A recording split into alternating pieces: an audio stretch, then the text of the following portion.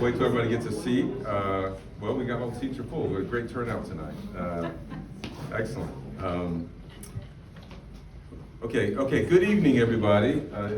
My name is Tim Richardson. I want to start by saying thank you for coming to the mixer tonight. It's a rainy night. It's dark, but it's nice to get out of the house and socialize. So thanks for coming tonight. I appreciate it. It's a great crowd.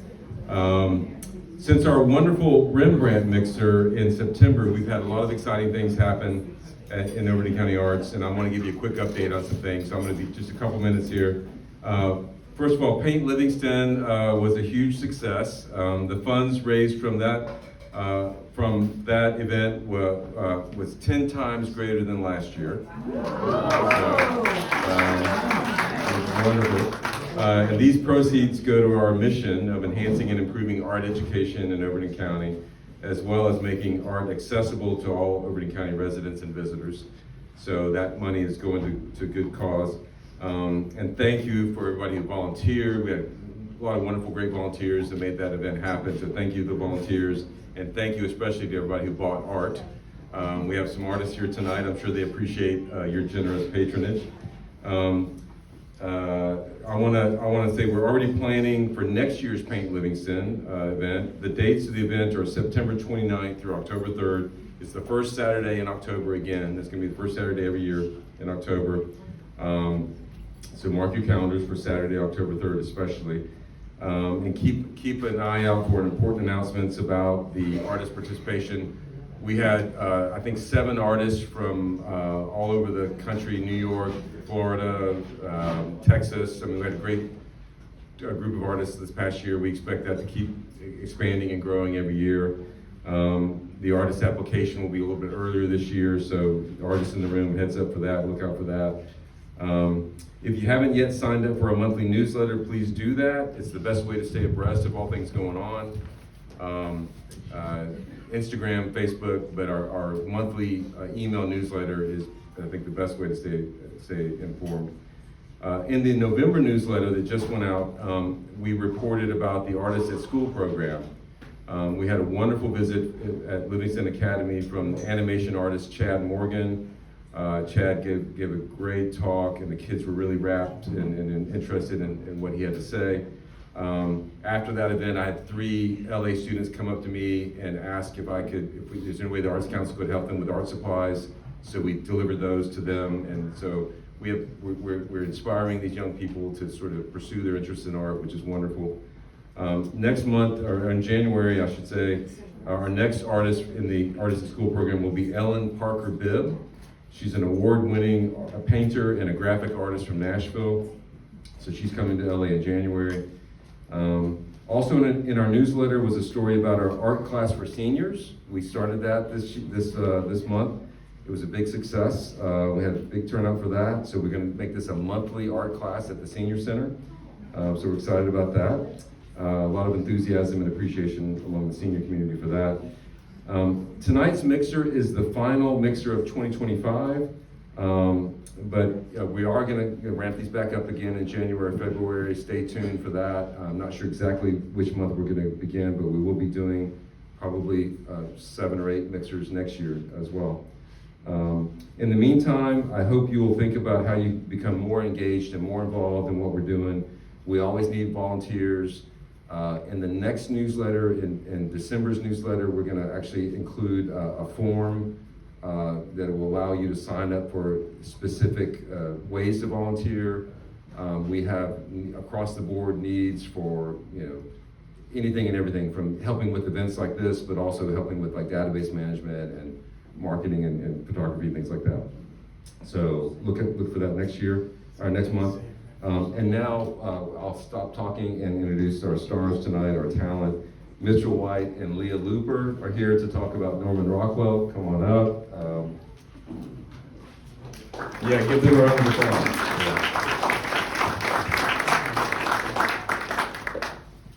Well, welcome. It's so good to see all of you. Norman Rockwell always brings out the crowd. Yes. We want to thank Leah Looper for being here. Thank you for letting me come back. Well, you're welcome. You're welcome. Leah and I teach together at Google High School. We're colleagues. She was my student teacher many years ago, and now we teach together. And so, And now she's stuck with me. now I'm for stuck with the rest her. of his life. That's right. That's how it goes. So I'm so happy that you agreed to do this. Thank you so much. And so tonight we're going to kind of explore some things that we did not talk about last time when we spoke about Rockwell. In March, we talked a lot about Norman Rockwell's life, and we didn't really touch much on his work. Because I think everybody knows Norman Rockwell's work. He's one of those artists that we instantly recognize when we see a painting by him or an illustration by him. But we don't know a lot about him, so we spent March's mixer talking about all the details of his life. He had a very long life. He had a very prolific career. And he had some highs and some lows, just like everybody does. And tonight, we're going to spend our time talking about 4 paintings, particularly, that kind of tell the story of the 20th century. And so before we get into that, a few things that we want to talk about with him. We want to talk particularly about his artistic evolution from 1916 to 1968. So Norman Rockwell died in 1978, all right? So about 10 years after the last painting that we're going to look at. But he did suffer from dementia, so the last 3 or 4 years of his life he did not paint. We're looking at kind of a 60-year span approximately, and going to be talking about these things. And you can imagine that over a 60-year span, a lot of things happened in the United States, particularly in the last century. So he saw a lot. He went from sort of depicting these sentimental scenes of American life, looking at some really complex social issues that were taking place in the 1960s. And so it's a very interesting change. In his young adulthood, when he was about 22, he started working for the Saturday Evening Post.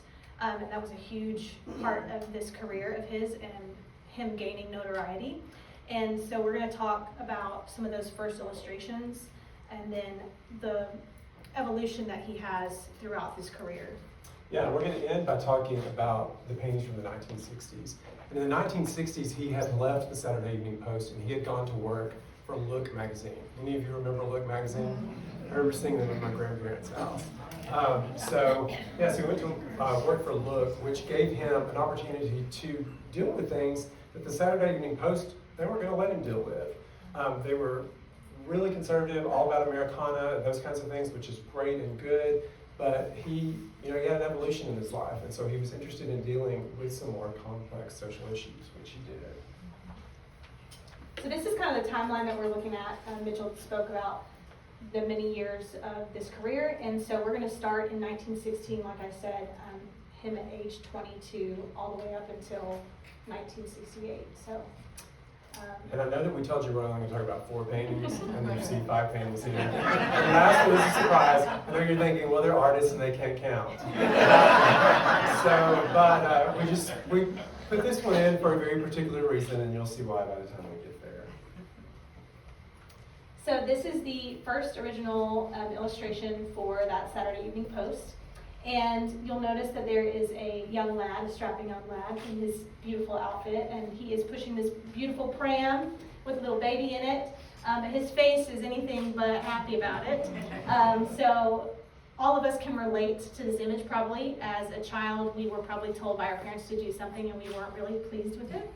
And so you see his 2 little friends to the side, maybe toying with him about it, or maybe just asking him to come join along in the fun, and he's pretty upset that he can't.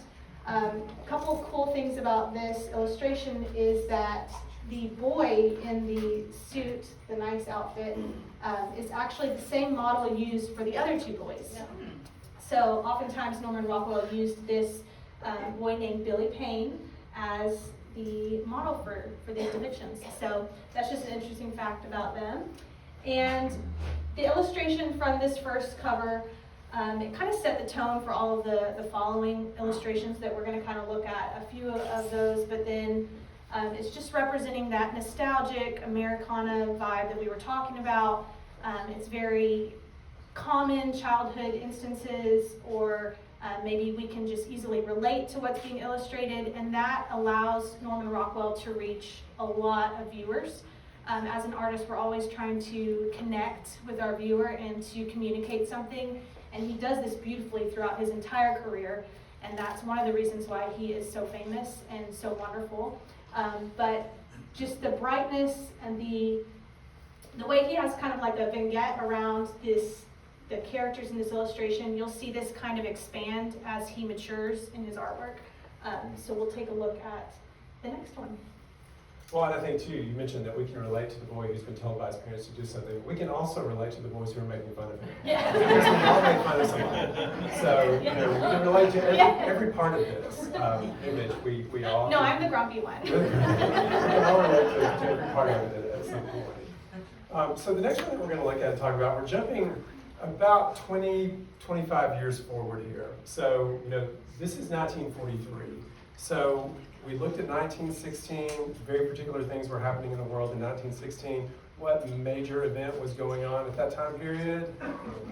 World War I, yeah, exactly. So, you know, a little bit before the United States was terribly involved in that, but he was still, you know, we were still dealing with this innocence. And by the time 1943 rolled around, we were embroiled in the Second World War. Innocence was kind of gone. And Norman Rockwell decides that he wants to illustrate Roosevelt's Four Freedoms speech. And he goes to the government, he talks to them about it. They say, no, we're not interested in this. And they kind of put him off, but he decides to do it anyway. So he moves forward with this plan. He does these paintings. He does freedom of speech, freedom of worship, freedom from fear, and freedom from want, which is the painting that we're looking at here. And these paintings actually, the Four Freedoms go on tour in the United States. And the tour, people buy tickets to see them. The money all goes back to the government. And they make a fortune doing this. People flock to see these paintings. So they end up very interested after denying Yeah, it the first time. absolutely. So, you know, just take a look at this image, first of all, and it's, you know, it's apropos because we are a week away from Thanksgiving, so it's coming around. I remember looking at this as a child, and I'm going to tell you, honestly, as a child, the thing I remember thinking is, how is that woman lifting that child?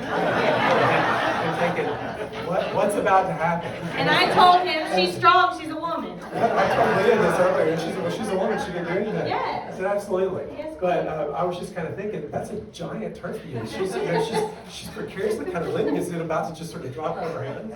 But No, she's got this. He's like, she's got this. yeah, exactly. But you know, it's such a beautiful painting. It's flooded with light. It's happy. It's in 1943, when the world was falling apart. This is depicting these scenes of security, prosperity.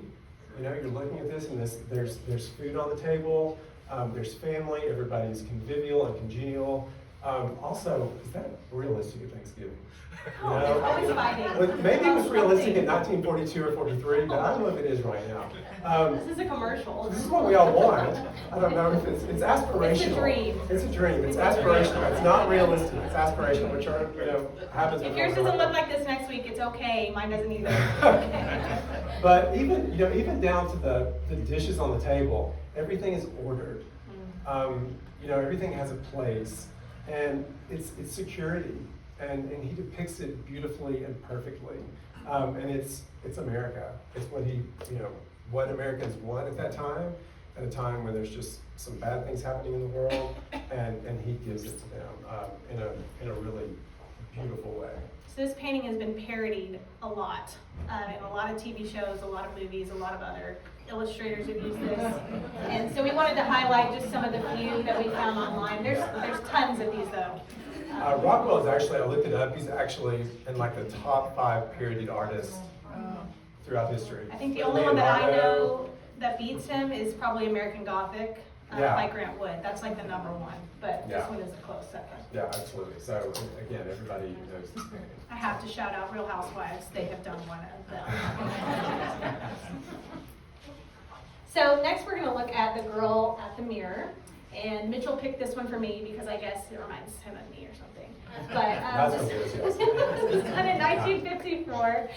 And it's just depicting this young woman, this child really, but she's becoming a young woman. And it's kind of that transition from childhood, innocence, and the doll is cast to the side of the mirror. That's a very symbolic piece of this illustration.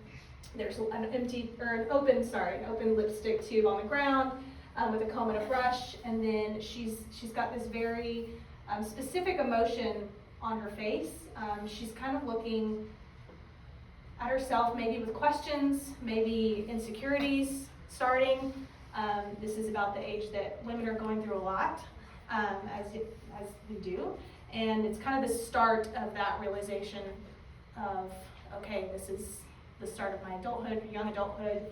It's a big moment, is what is illustrated. Funnily enough, the young girl, as she grew up, she was interviewed and she told them, I wasn't really thinking about anything other than I was looking at myself in the mirror. But how beautiful, though, that he can communicate all of these ideals through his work, even if it's not really present. So he is really, really great at creating these psychological messages and communicating and connecting others through his work. I mentioned to Mitchell earlier today that, you know, this actress is on the magazine. I was like, I honestly don't know who it is. So he knew. I said, do you know who that is? And she's, no, I have no idea. I said, what's Jane Russell? And I said, she was in a movie called Gentlemen Prefer Blondes about this time with Marilyn Monroe. Which I know. And I said, but I remember her mostly from the 1970s Cross Your Heart, Play Text Rock. So that's what when I think of Jane Russell, that's what I think of. At this point, she was a movie star and she was quite beautiful. So. All right, and then we jump forward from the mid-1950s to 1964, and this painting obviously is quite heavy. We saw in the 50s that he started to deal with these psychological things beyond kind of placid scenes and bucolic things like that. And he takes a real-life event that happened in 1960 and he illustrates it for Look magazine. Again, you know, he had left the Saturday Evening Post. He's now with Look. Look is dealing with the social issues of the time. And so he is commissioned to do this illustration, this painting. And it is it's a really intense painting that depicts this little girl going to school, just this moment in history. And, you know, every element in the painting is deliberate. I think it's interesting that he did not place her in the center of the image. She's just a bit forward of center. She's moving forward, she's moving on. She's the only real humanity that we see in the image. You know, she's the only one whose face is depicted, but there are 4 other people in this image. They're all a bit robotic, right? We don't see their faces. We don't know anything about their humanity, but they do look powerful, they do look strong, they do seem like security, definitely. But she's sort of the moral center of the image. And there she is in her little white dress, obviously that represents purity and innocence. And then you can see the graffiti that has sort of been scrolled on the wall above her and off to the upper left corner. And then you've got a tomato that's been thrown against the wall. So these images and these references to violence. No coincidence that the red of the tomato is there. So this really strong, powerful image. And Obama, when he was president, he brought this painting to the White House, and he invited Ruby Bridges to the White House to see the painting. So there's an image of that moment. So he kept it there when he was there. So a very powerful moment with Rockwell's work. And then the 5th painting, finally, the one that you didn't know anything about. All right. So this painting, you can also see a reproduction of this painting hanging over on the wall. And we included this painting for a lot of reasons. Still with this, Rockwell is dealing with social issues. And this painting is called The Right to Know. And again, this massive shift from images of comfortable American life. This is about government transparency and everybody's right to know, about the governed's right to know about the people who are governing them. And he was again commissioned to do this by Look magazine. So you see this, kind of like with Freedom from Want, you are placed right in this image. In Freedom from Want, we were at the end of the table. In this one, we're about to sort of go around and maybe sit down in a chair, or we are participating in this scene. And all of these people are looking back at us. And as a painter and as an artist, and we talked about this, just dealing with all of those individual faces as a painter and making that happen, that's quite a feat. There's not a repeat there. They're all individuals. They all have individual emotions, individual features, and just so well executed. I understand that Norman Rockwell's not everyone's cup of tea, but technically as a painter, he's sort of unsurpassed in my book when you get down to the technical part of it. Because these, they were illustrations used for commercial purposes. And I think that's what sort of did him in as the perception of fine art goes. But he still was using oil paint and all of the materials and supplies that people who were fine artists were using. And he was creating these are giant paintings. If you ever go to the Norman Rockwell Museum, you'll see that these things are massive. And the paint is thick. It comes off the canvas sometimes a couple of inches. So he was an incredible painter, and you can see even here, you see the texture that's on the surface of his desk. So an amazing feat technically, a cross-section of people represented, socioeconomic groups represented. And the interesting part for us as Livingstonians is that one of our own is in this painting in the upper left corner. You see the gentleman with the beard and his hand on his beard? That is Bob Chartrand. Do any of you remember Bob Chartrand? Yeah. So that's Bob Chartrand. And he shared with me many years ago that he knew Norman Rockwell and he was in one of his paintings. And Bob was a storyteller. And so at the time, I kind of thought, sure you were. That's my boy.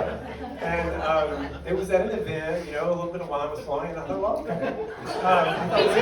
Yeah, exactly. So, but I found out, and if you knew Bob, you look at that image, and that's Bob. There he is, right? So we have a connection to this. But there's a lot of symbolism in this painting.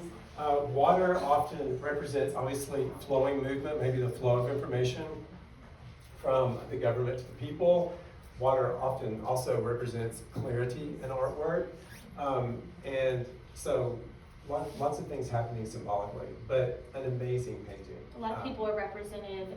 There's students, there's people in the workforce, there's people with careers, there's people who are homemakers, there are people who are all different backgrounds, And culturally. Norman Rockwell's in it. Norman Rockwell's in it, Yeah. with the pipe here.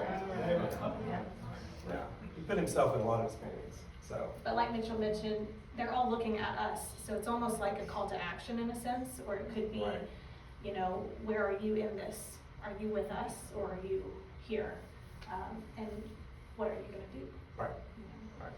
So Norman Rockwell, again, is just an incredible artist, the way he's communicating with the viewer through his illustrations, with his work, and also the ability of just connecting all of us in some way.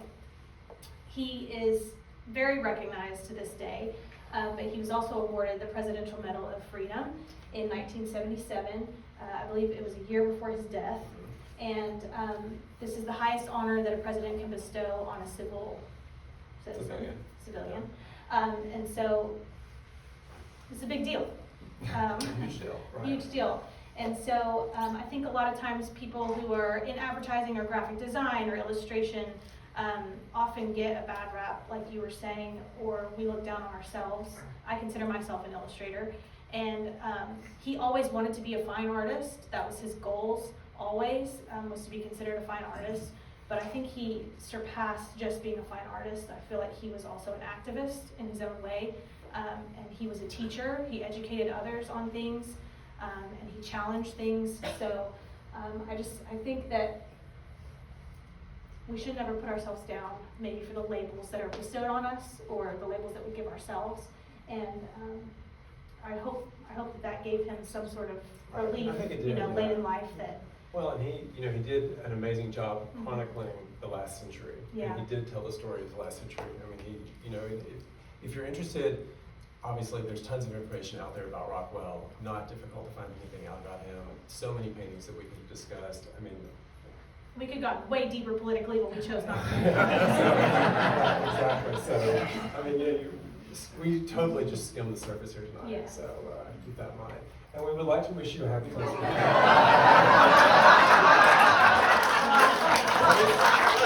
Leah's America's an illustrator, so she thought that would be a good idea. We wanted to put Tim Richardson here.